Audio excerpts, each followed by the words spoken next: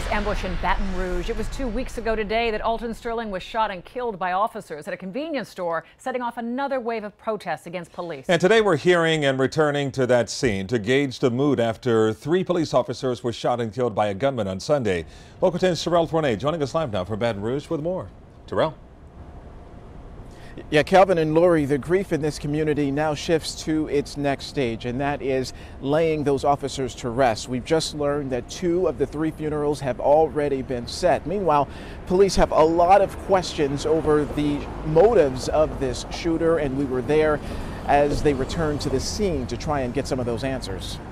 Crime scene techs returned for more clues this afternoon in the same lot used by a masked gunman to shoot 6 officers, 3 fatally. In one of the released images, you see the suspect wearing all black, pointing and firing at a police cruiser using one of his trio of weapons.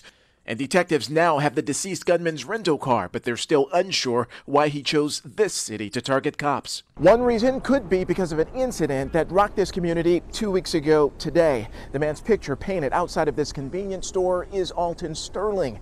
He was killed during a struggle with police officers, and it was all caught on video that has now gone viral. They scared, we scared, the whole city scared.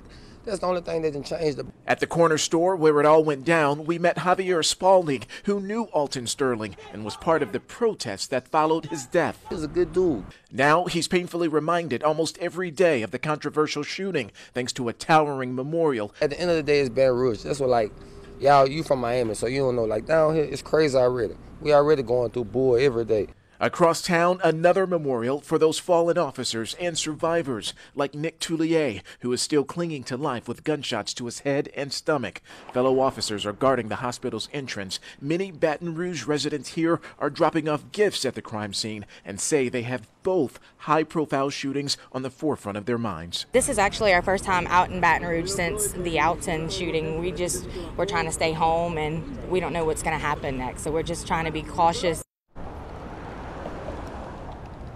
So still a lot of uncertainty in the air as this community deals with not just a racial divide that exists in the Baton Rouge community, but also a divide between police officers and certain communities here in the Louisiana area. Nonetheless, a lot of those differences are being put aside. There is a big public memorial that is planned for this evening here in Baton Rouge, and we will bring you that story coming up later tonight at 11 o'clock.